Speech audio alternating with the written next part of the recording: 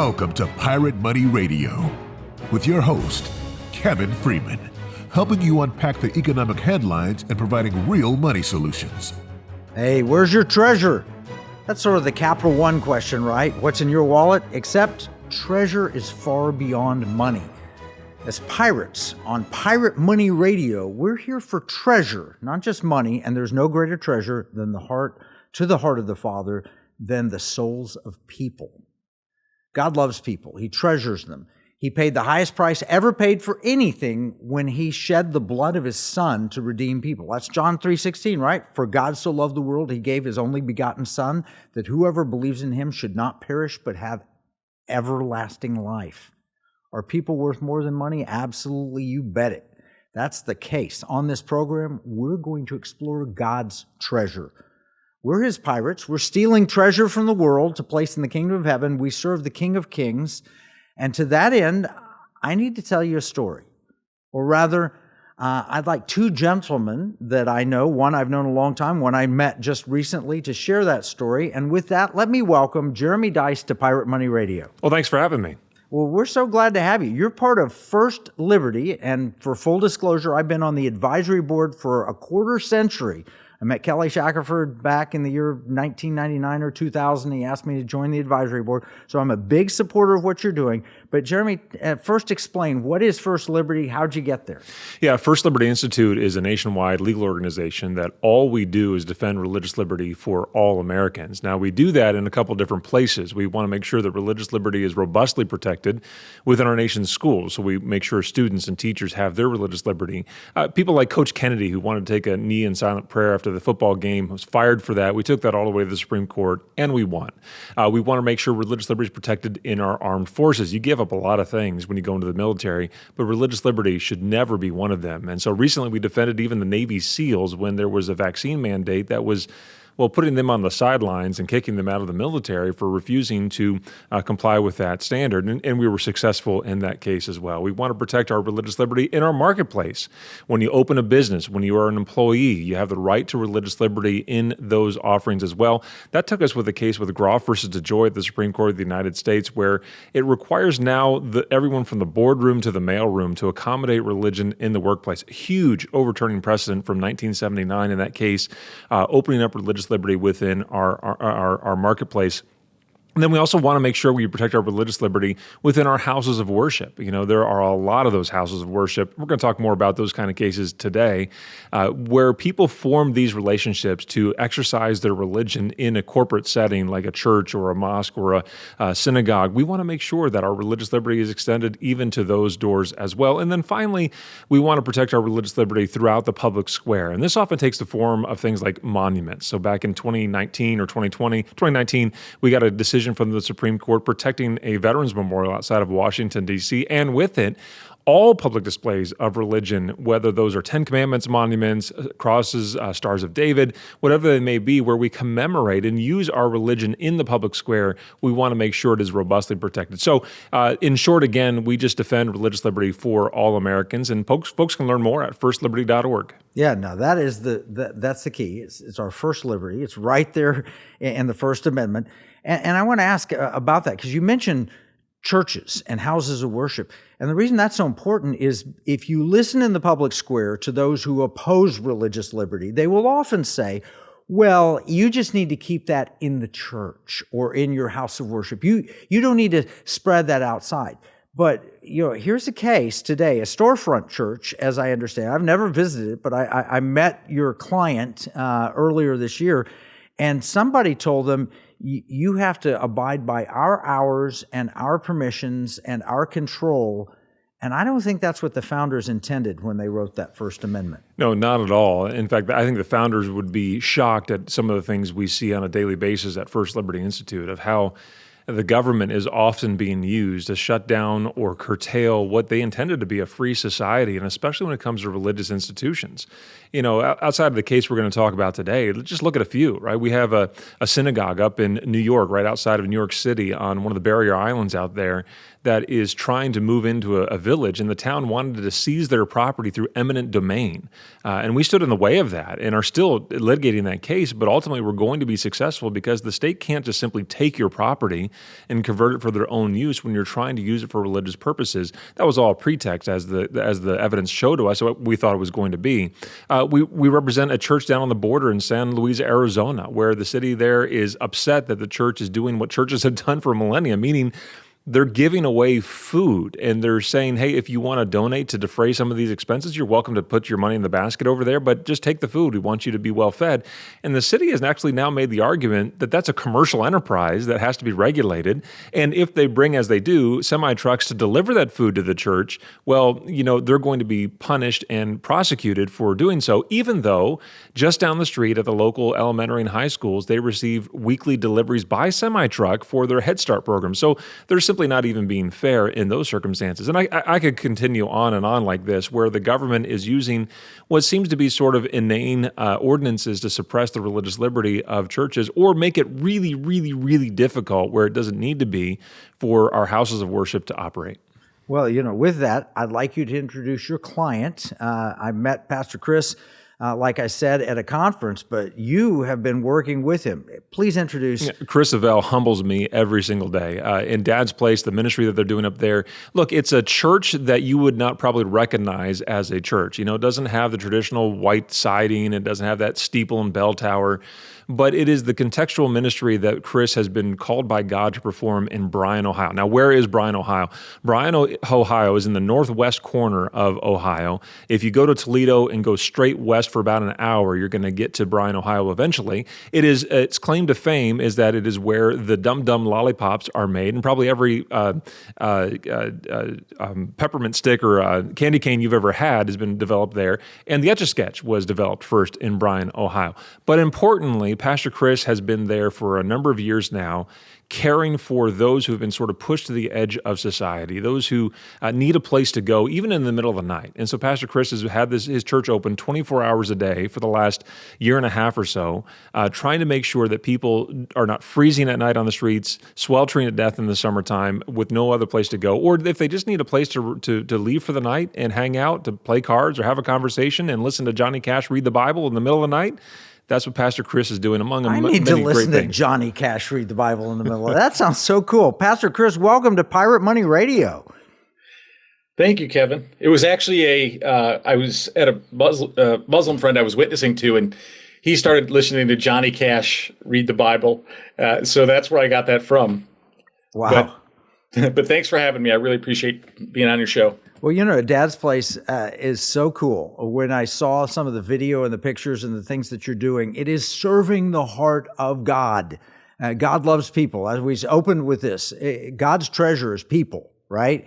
He's willing to spend any amount of money, even the highest price of the most valuable commodity ever spent is the blood of Jesus Christ. And he was willing to spend that to win souls. And that's what you're doing at Dad's Place. Describe a little bit about what brought you into this. We got a minute before the break, but tell about what brought you into opening Dad's Place. Well, I was an atheist. I was 33. And when I came to Christ, got saved, he really put on my heart that I was the walking dead, and that there were other people out there like me who were dead and didn't know they were dead, and just gave me this heart to reach people, everyone I could reach, but specifically people who didn't know God, didn't attend church. And so that was kind of the founding idea God gave for Dad's Place. Was we wanted to feel very comfortable right when you walked in. So someone who was not raised in a church or had been in a church, they'd walk in and feel like, okay, this is a place where I feel welcome. It's not unfamiliar. And kind of would even almost, forgive me, but force people to be a little closer, sit around tables and chairs.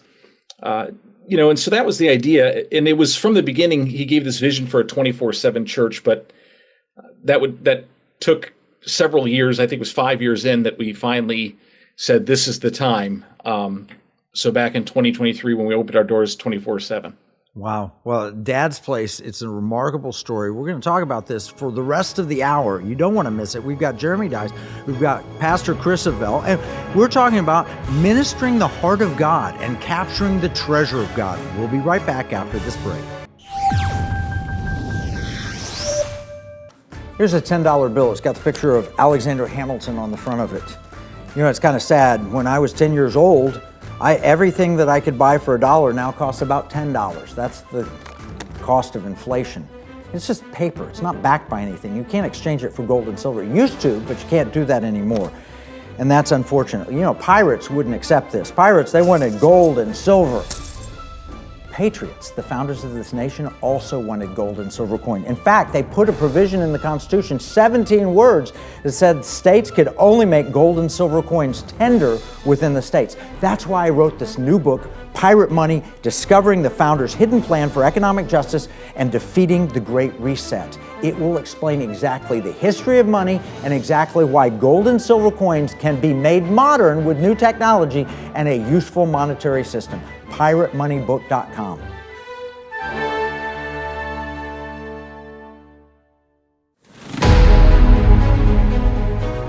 Welcome back to Pirate Money Radio with your host, Kevin Freeman. Yeah, and we're joined by First Liberty's Jeremy Dice and Pastor Chris Avell of Dad's Place. And I'm looking on the First Liberty website, which reading down about this case. And it's a case. It's a case. That means the government has come after them, and First Liberty stepped up and said, we'll defend Dad's Place for religious liberty. Let me just read this. It says, in March 2023, Pastor Chris Avell of Dad's Place in Bryan, Ohio, began operating his ministry 24 hours a day to serve the most vulnerable in his local community. For months, Dad's Place did so without incident. Now, I'm going to stop there. Can you imagine Whataburger, which is well known? It's around here. You get hungry in the middle of the night and you need physical food. You can drive to Whataburger and they're open and you can get you a good cheeseburger or you can get, whatever they're serving at night. But if you have a spiritual need in the middle of the night, what do? Well, if you're in a hotel room, you open the drawer and hopefully find a Gideon's Bible and you can get on your knees and you can talk to God. That's helpful. But what if you're in Bryan, Ohio, and you want to find out, I'm feeling empty, I need something. Is there a place you can go? Where can you go? What can you do? And Dad's Place opened up, and it was working great, right, Pastor Chris? Yes, it was smooth sailing. People coming in, people getting spiritual needs met, you're serving coffee, donuts. What are you doing? I mean, what's it like when you walk in, it's 3 a.m. in the morning, you're not a traditional church. You don't have this big sign up that says services on Sunday at 11 a.m., Pastor, high and mighty, speaking to the congregation. Nothing wrong with that, but that's not the kind of church you are. You're a different kind of church. So what's the experience like? What do people see when they walk in at 3 a.m.? Well, when they walk in at 3 a.m., they'll see some people who are resting. They'll hear Johnny Cash on the radio. There's almost always people playing cards or something in the middle of the night. Just fellowship, but people ready to welcome them in and share the love of Christ with them and teach them what Christ's love is, who he is. And it's really remarkable because God does so many things in these hours that were just kind of the unexpected hours. People are in crisis at all times of the day, but sometimes it seems like at nighttime can bring out the worst. And so we would have people who, let's say a husband and wife would be in an argument and it got a little heated and the police got involved. And the police saw no reason to make an arrest, but they really felt it was best for the couple to have part ways for the evening and cool off. And it often left whoever it was in a difficult spot. Where can I go? It's 3 a.m. Who do I call? And so it allowed the community a place to come and say, hey, here's the place you can go cool off. And what was great is often in those vulnerable times, people are looking for answers. Me and my wife aren't getting along. We're about to kill each other. We need some answers. And then we could share the truth that the only thing that can really heal their marriage or be the foundation for a successful marriage is Christ. And so it's been amazing to see. And early on, we would have the police department bringing in people all the time, whether it was a mental health crisis, they were going to an emergency in the home. They just got released from the hospital and there was nowhere for them to go.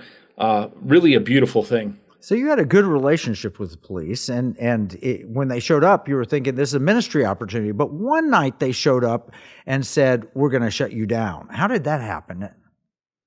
Well, it happened. So early in the morning, I get a call saying, hey, the police are here and a zoning officials here. He just brought something and they put something on the door, and it was saying we were in zoning violation for allowing people to eat, sleep, and wash clothes on the premises. So this wasn't about the timing. This wasn't about being open at night. The initial approach was it's zoning and you can't feed and clothe people like Jesus commanded us to do. Is that right? Yeah, that was the initial, what was written on the complaint was eating, sleeping, and people washing their clothes. And so we were given 10 days to rectify the situation. I didn't quite understand what the problem was. And so I reached out to the mayor, who I thought was the right solution, and didn't get a return to my calls. And so I finally got a hold of the zoning administrator, and he said, here's my suggestion to you. Close at 11 p.m., open at 8 a.m. And which was, I think, a genuine suggestion. He was trying to help, but it simply is not what we were called to do. We were called at Dad's Place to be a church that has our facility open 24/7. We're always the church 24/7, right? Everyone knows that. But that the facility itself would be open 24/7 to allow people to come in for whatever they needed. Let me ask you, Jeremy. So what is the free exercise reference? Tell us about what the First Amendment says and what the founders intended for a church to be able to do. Yeah, the First Amendment is very clear, right? You have the free exercise of religion, and this is how this church exercises their religion. They're supposed to be free to do so. Now, there's another law that is also on the federal statutes on the books that says that it's called RLUIPA, the Religious Land Use and Institutionalized Persons Act. And so when a government acts to substantially burden the free exercise of religion, it then has to demonstrate, in order to do that, they have to say, okay, do you have a compelling interest for that? Is there some reason why you must do this, why you must substantially burden the free exercise of religion? And if they can actually advance that, then the city has to prove, the government has to prove that they have done so in the least restrictive manner, not a least restrictive manner, the least restrictive manner, meaning there's no other way for us to accomplish our compelling interest here. We have to intrude upon the free exercise of religion. And we simply contend, and have contended now for almost 2 years, I guess, that the city has, number one, no compelling justification here, and they're not proceeding in the least restrictive means possible. There are all other ways to be able to accomplish their goal of, in this instance, they believe safety or zoning, and depending on what part of the litigation you're talking about and what stage of the case it is, they don't have any reason to be able to compel Pastor Chris to end his ministry overnight. Well, as you described Pastor Chris earlier, it seems like the safety is increased by having Dad's Place open rather than diminished. So whether that's a compelling reason or not, it seems the facts of what you're sharing would go against the city's position. Is it that are you downtown and they just didn't want the appearance of vagrancy downtown? Is that I what think they're that's getting truly at? the answer there, because this started out as a zoning issue, and it continues to be. That's still part of the equation. But roughly 4 months into the litigation, maybe more like 5 months into the case, they changed their tactic quite strongly here, because they determined that they could actually make more headway if they made this about fire safety.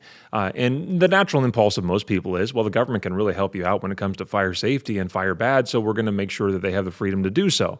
Well, they changed their tactic at about 5:30 in the morning one morning in April of 2024. Again, this is after about 12 inspections. 10 or 12 inspections had already occurred by the fire chief during that time, after the pastor had repeatedly made different changes to the church building to bring it up to the fire chief standards. Things like, don't plug too many plugs into a single outlet. There was a big debate over what type of hood it had to go over top of the oven, for instance, in the church.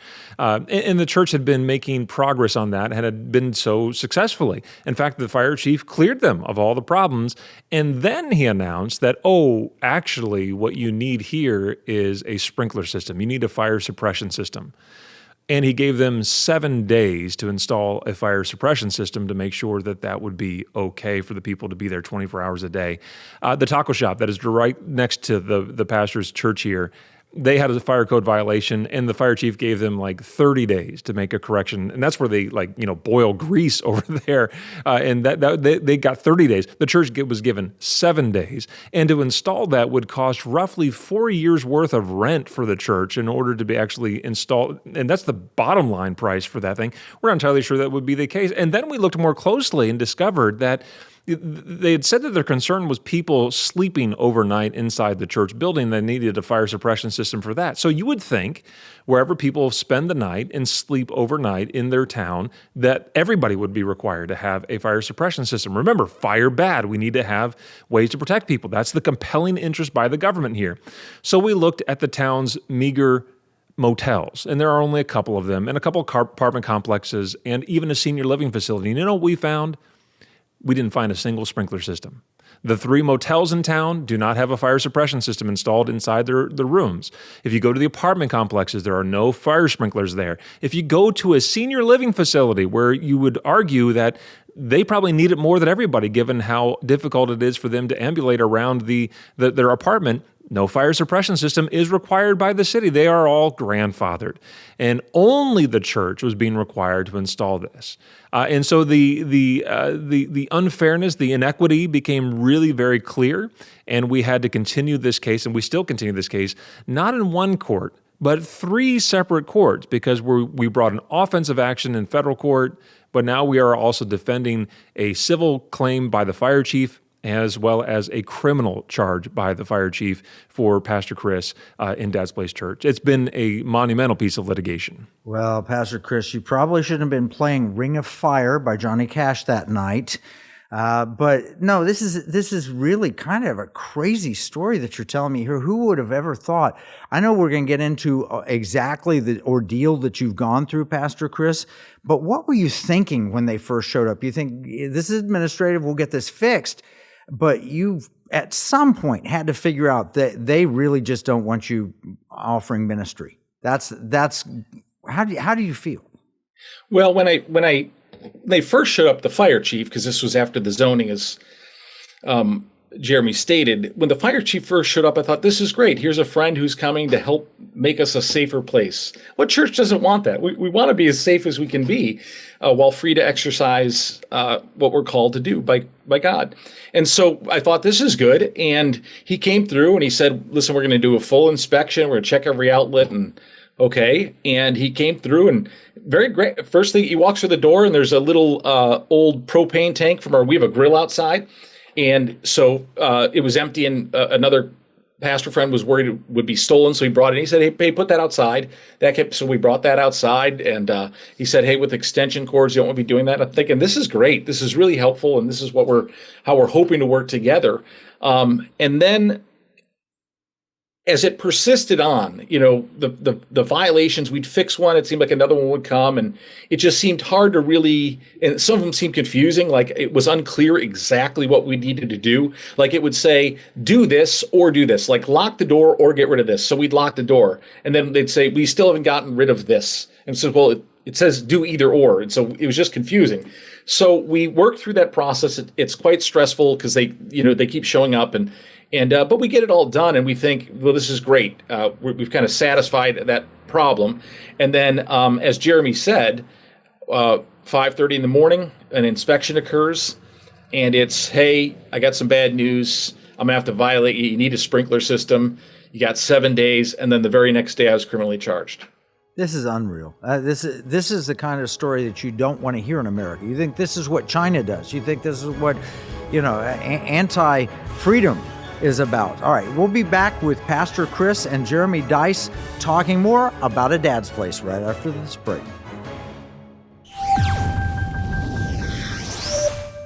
In uncertain times, finding stability in the economy can feel challenging. But what if you could navigate economic volatility while honoring your biblical values? At Timothy Plan, they believe this balance is possible. Timothy Plan filters its volatility-weighted ETFs and family of mutual funds through a biblical pro-life and pro-family lens, so you can see competitive returns and moral responsibility, helping you to weather the economic storms. With Timothy Plan, align your investments with your values while adapting to our ever-changing culture. Since 1994, Timothy Plan has been recognized leader in biblically responsible investing. Timothy Plan, your bridge between faith, finances, and the future.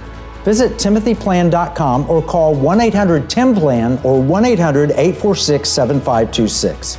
Investing includes risk, including possible loss of principal. Before investing, carefully consider a fund's investment objectives, risks, charges, and expenses contained in the prospectus available at timothyplan.com. Pirate Money Radio, helping you give, spend, and invest in ways that align with liberty, security, and values. Welcome back with your host, Kevin Freeman. Yeah, we're talking with Pastor Chris Avell of A Dad's Place, and also joining us in studio is Jeremy Dice of First Liberty. We just heard the story of the continual persecution of A Dad's Place, which is a church. It's a ministry for people, whoever needs Jesus. In the middle of the night, they're open. During the day, they're open. They're just sharing the love of Christ with food. You can wash your clothes there. You can fellowship there. You can listen to Johnny Cash there. And they're using now, initially it was a zoning violation, and then it was a fire code violation, and there's a continual persecution. When was it that you were brought in, Jeremy, when First Liberty was called? How did you learn about this? We got this right before New Year's Day. And this case came in while I was actually on vacation, and my associate got it, and he just sent me an email saying, we're doing this. And he got right on it and got a hold of Chris. And Pastor Chris is walking into his church services, carrying the donuts to go into the church services on Sunday morning. I think it was actually New Year's Eve, if I remember correctly. And he is served by a police officer with some citations by the city. Which New Year's? This was New Year's of 2023. Okay. And so in 2024, by the end of January, we had filed a federal lawsuit. We sought a temporary restraining order. That became complicated for a lot of reasons, but eventually we got to a hearing in June for that preliminary injunction, and that was denied. But meanwhile, the fire chief had instituted both civil and criminal penalties. Now, initially, that service of papers that he received walking into church, those were 18 criminal charges that were filed against him. And through some discussion and negotiation, we had those dismissed. 18 criminal charges. 18 criminal charges for violating the the fire code. And we were able to get those dismissed. But then when this 5:30 in the morning inspection occurred, and they suddenly decided that after 4 or 5 months of investigation and inspection, 10 different inspections. And cooperation by the church. At no point had they issued any kind of concern about the lack of a fire suppression system. Suddenly, in April of 2024, the fire chief says, now you need a fire suppression system. And if you don't have it in 7 days, we're going to file criminal charges. He didn't wait 7 days. He filed those criminal charges almost immediately. And we were able to push that off for a little while. But by December of 2024, Pastor Chris was sitting in a courtroom in a seat where thieves and robbers had sat before him and was undergoing a criminal trial. And eventually, in January of this year, 2025, he was convicted of these charges. So he is now a convicted criminal for having his church open 24 hours a day. He's been fined $200. And he has a suspended 60-day jail sentence hanging over his head. Now, thankfully, all that has been suspended for now while we appeal those decisions. But you're looking at Pastor Chris as a hardened criminal for making sure that people have some place of safety to retreat to where there is no other place in Bryan, Ohio. The city is not exactly rushing to the aid of people that have no place to go. The pastor is trying to be a support and a good community citizen to say, if you can't do it, I'll do it. Just don't prosecute me for helping people.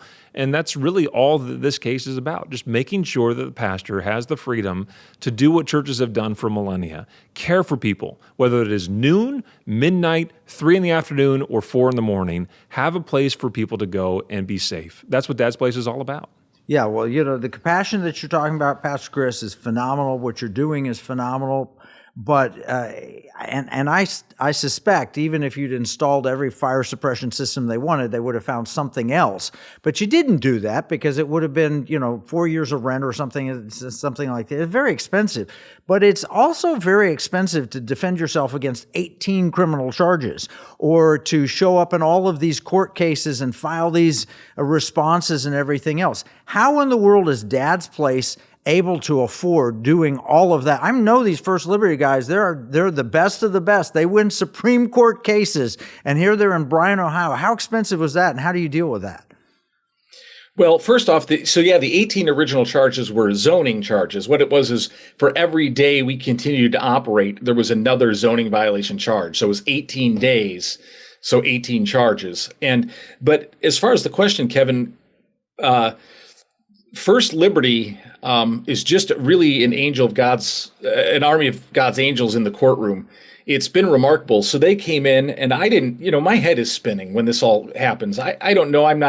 I know nothing about the legal system. I don't know what to do. And, of course, I have a bunch of people who are my friends and otherwise and telling me, you got to do this, do this, do this. And I just prayed. All I knew was I wanted, if such a thing existed, I wanted an attorney who knew God and followed him. And so, I wasn't quite sure that existed. And so I started kind of sending seeds out everywhere. And I went on there was a RLUIPA, I think it was the website. I went on there and I filled out some paperwork, and a guy contacted me back from the Department of Justice, and he says, shortly, we can't help, but these guys can, and connected me with First Liberty. And it hasn't cost me financially a thing. It's been incredible. They treat me like family right from the beginning. Before I knew them, they came in and, I'm just a mess, of course. My family, we're all concerned. And they came in and immediately brought us comfort. It wasn't just a couple of attorneys show up and say, here's what we're going to do legally. It was literally people coming alongside and said, hey, let's pray with you. What do you need spiritually? How's your family doing? It is really a picture. Talk about the church at work. The church is at work in First Liberty. It's unbelievable to me. I still, every day, I wake up and it's part of my prayers. I just thank God for them and go, but my biggest thanks is that God opened my eyes to such a thing, that his church could operate in such an incredible way that was beyond even my dreams, right? God works beyond our imagination. And that's what I saw at First Liberty, just a group of people who were sincerely dedicated to living out their faith by supporting people on the other front lines of faith, not the legal front lines, but on the, let's say, the church or however you want to phrase that, front lines of their faith.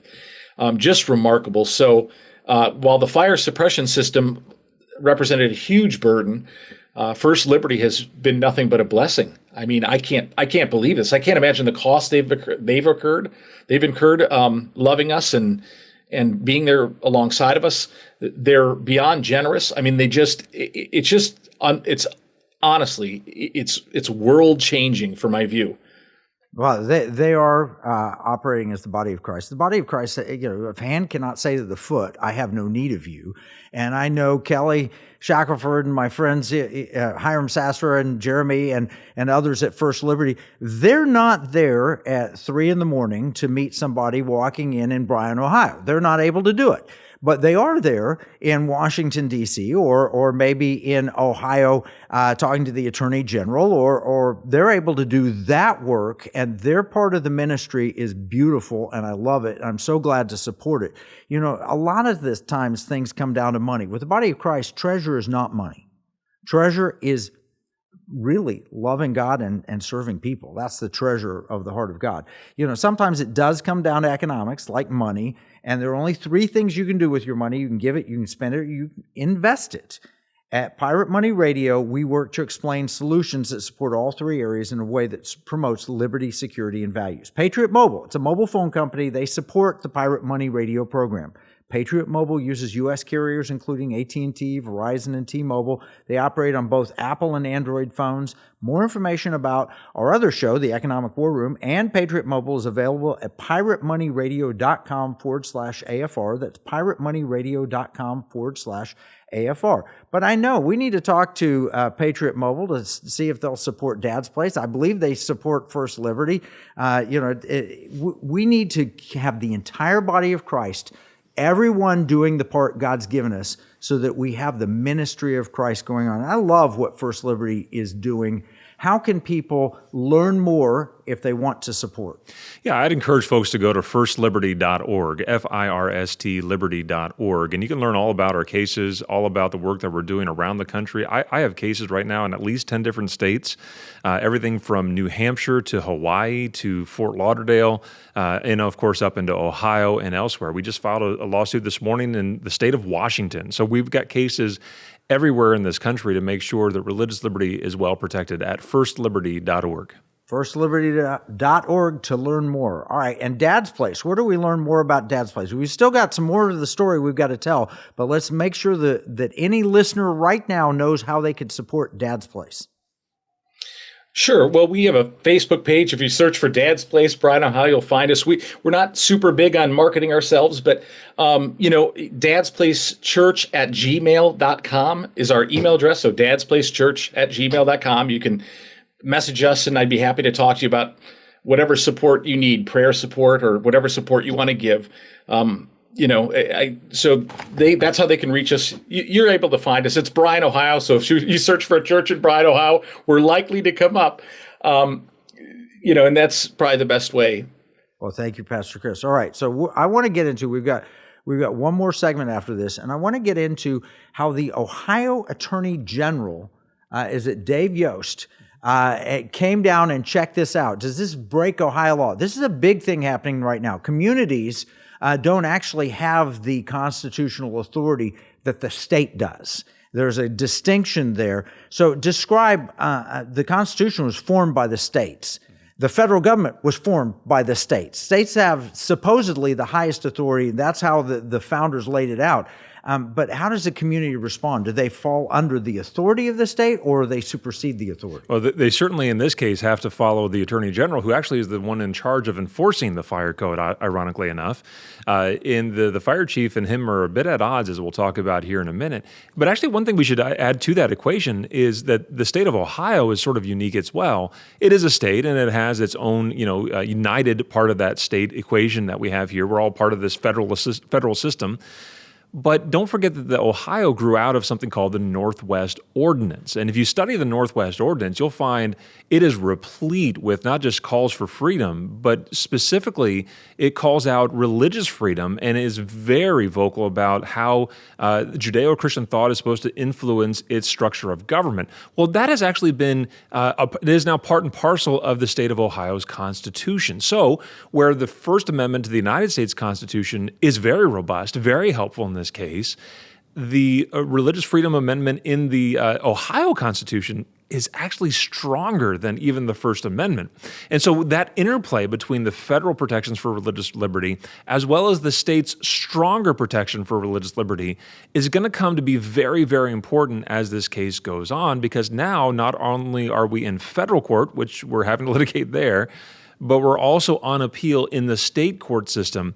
And that's where that Ohio protection for religious liberty and the Attorney General of Ohio, Dave Yost, come into play. And we'll talk about that more in the next segment. Yeah, you know what's amazing about this, though, is Pastor Chris, when you reached out to the Justice Department and they say, hey, these guys at First Liberty, they may be the right people to talk to. I love how First Liberty has worked with the federal government, it works with state governments. You guys are doing tremendous work protecting America's first liberty, and that's the right to worship God as you see fit. We'll be right back with more after the break. Throughout history, the spirit of patriotism has prevailed. The battles may have changed, but the values remain the same. Today, in 2024, we find ourselves at a pivotal moment where the call for unity, freedom, and a better future echoes louder than ever. For more than 10 years, Patriot Mobile has been committed to supporting the values that make our nation great.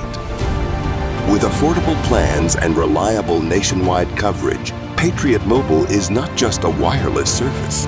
It's a call to action for those who believe in the American dream.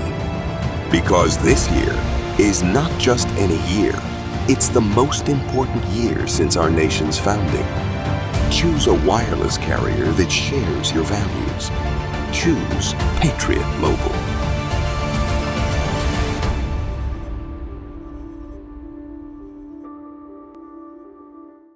Washington said paper money opens the door to every species of fraud and injustice. Jefferson said paper is poverty. Hamilton said to emit an unfunded paper as the sign of value ought not to continue a formal part of the Constitution. The founders hated paper money, so they put a pirate money clause in the Constitution for our state to use. Learn more at transactionalgold.com. Pirate Money Radio, helping you give, spend, and invest in ways that align with liberty, security, and values. Welcome back with your host, Kevin Freeman.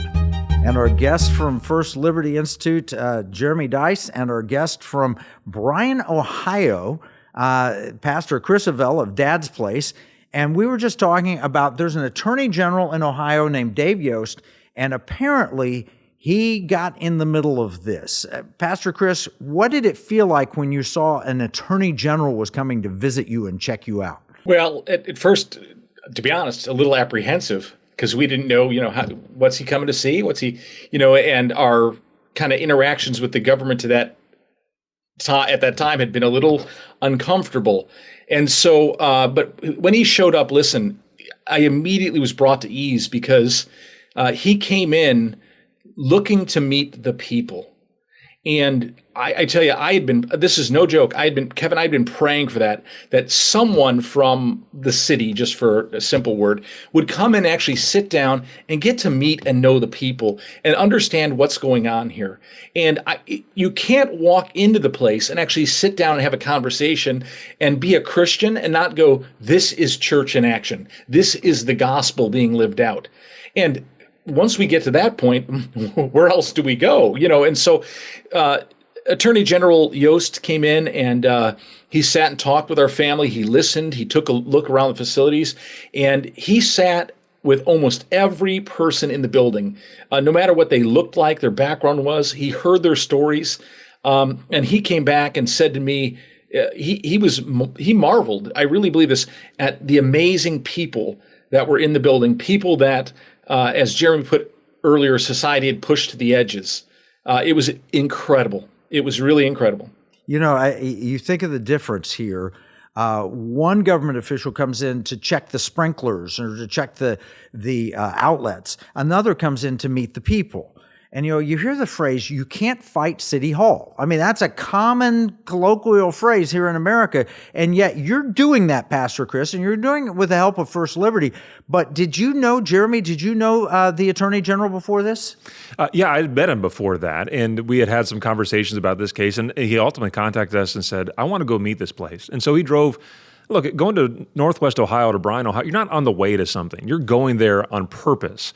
And he did. And there's a great picture of Pastor Avell along with the Attorney General where they're sort of arm across each other. And you can see in the Attorney General's eyes, there are tears. He had been moved so much by that ministry that he was moved to tears, and those tears translated into motivation. And so the Attorney General joined with us on the case. He supported our appeals. He is still supporting. In fact, we split argument time with the Attorney General on appeal. He has supported our briefing. He wrote this great op-ed, and part of what he said in that was to say, this is a city using, quote, the petty tools of government to suppress the religious liberty of this church. And that's precisely what's going on here. The best way to understand this case is, unfortunately, something we know all too well, and that's the government's response to COVID, where they're saying, hey, look, you can go to Home Depot, you can go to the liquor store or the casino, no problem, wear a mask, stay 6 feet apart. But if you go to church, if you go to your house of worship, you cannot worship. Remember, we had to file lawsuits to make sure people could drive in their cars and park in the parking lot of a church to listen over the radio to their pastor preach through a closed window off of a flatbed truck in the city of Louisville in that instance was going to say, we're going to put people on house arrest if they do that. And we would push back against that. And ultimately we prevailed because the Supreme Court reminded everybody that the government can't say, well, go to Home Depot, go to the casino, go to the liquor store, no problem. But don't go to a house of worship. That's religious discrimination. That's precisely what is happening here, where the city has said, well, you got to have a fire suppression system inside the church in order for it to be safe. But you can go to the 3 motels in town, the apartment complexes and the senior living facility, and sleep all you want in those buildings without any kind of fire suppression system. That is, as Mom used to say, just unfair. In the legal terms, it's religious discrimination, and we're going to hold the city of Bryan accountable for doing so. Thankfully, we have the support of the chief law enforcement officer of the state of Ohio, and Dave Yost, who has gladly been willing to push back against what he called the exercise of the petty tools of government at their disposal. This is a real hostility to religion. It is not, we want to protect people, which we all agree with. Protect people, keep people safe. And, we had Charlie Lewis, who wrote the Kingdom Principles. We had him on the radio program a few weeks ago, and he gave the phrase, lesser authority must ultimately yield to greater authority. Well, lesser authority would be the city ordinance, and the greater authority would be the state law and constitution. And here you've got representing that authority, you've got the attorney general of the state. You would think that the city would just, oh, is that what he says? I drop the case. But they're persisting. Why do you think they're persisting, Pastor Chris? Well, I think it's a few things. There's, of course, on a spiritual level, I think it's just the principalities at work here. We are seeing people every day give their life to Christ, every day be set free from sin and death. And I think the enemy probably doesn't like that very much. But from the city standpoint now, I think they feel there's no way out without getting some egg on their face. And no one likes to get egg on their face. I don't like it. And so I think they've decided to dig in, and so the only thing they can do is just hope and pray and try every avenue to make sure that the church looks like we were just running ragged, and that the city was justified in its fears. But we can't operate by fear. I think that's such a big part of this is fear, fear of the people. Hey, we got people there that are homeless. That's scary. What's that going to mean for us, for our neighborhoods? We have people there who are, have been incarcerated for things before. Again, that may not even be a homeless person, just someone who attends our church. And it's, so it can be scary. And I think they operated and responded in fear. And I think they continue to operate in fear. Well, if there are homeless people in my city, I would prefer that they have a place to go instead of being sleeping on the streets and maybe getting in trouble or getting hurt or whatever else. So I think the ministry is actually vital. And, a lot of cities welcome shelters. They want shelters because they want to have less crime problems and issues from a fear standpoint. Well, I want to make sure if you're in our audience, start praying for. I'm not going to shame or name, but the fire chief, the mayor, the city attorney, all of these people, because we can tell this is not the heart of God, what they're pursuing.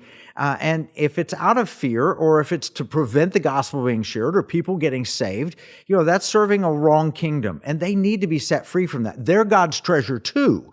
They may have in their mind that they're doing the right thing, but it's not the right thing if they're going against the will of God, and certainly the will of the Attorney General of the state, certainly against the Constitution of Ohio, the Constitution of the United States.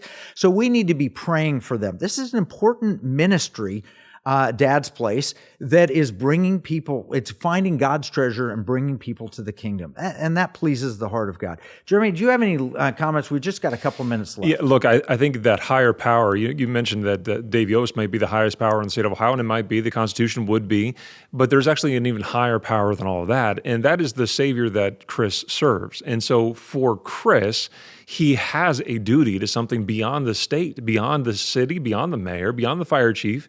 He has to stand before a holy and righteous God and perform what he is called to do.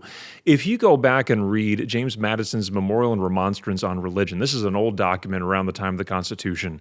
He talks about sort of why do we protect religion, where, he says to one man it's just simply, worship, but to somebody else it's, a divine calling. And the role of government is to protect that space. For what one person might just simply say is something we can throw away, it is actually a divine requirement on another person that if they do not pursue that, they may suffer in some human terms, but they will suffer eternal damnation on spiritual terms. And that is why we protect the right of people in religious liberty and the expression and the free exercise thereof.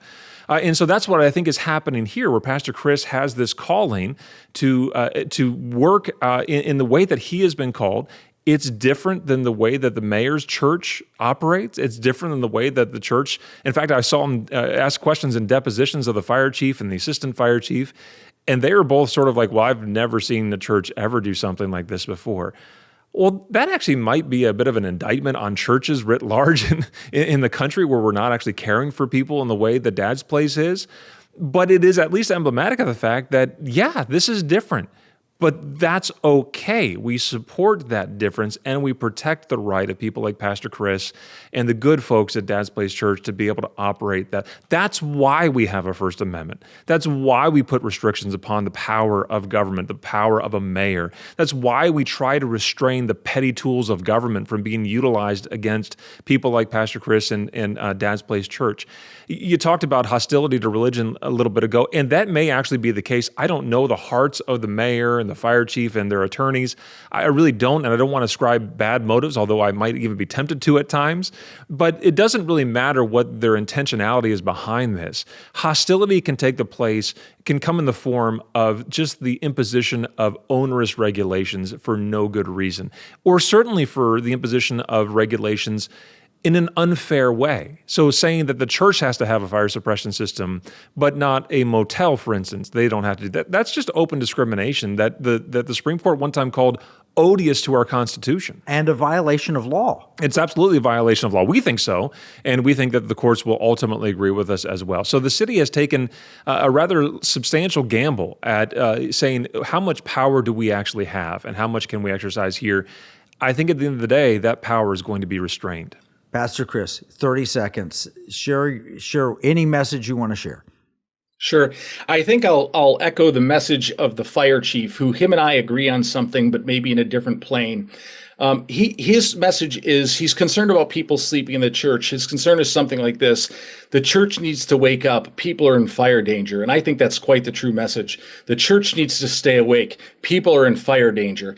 He and I share the exact same message. He may be talking about the flesh, but I'm talking about spiritually. We need to be awake. The church needs to wake up because people are in fire danger. That's great. Pastor Chris Avell of Dad's Place, Jeremy Dice of First Liberty, thank you so much. If you have questions or comments, reach out to us, afr@piratemoneyradio.com. Listen wherever you get your podcasts. This is Kevin Freeman, joined by Jeremy and Chris for Pirate Money Radio. Arrgh.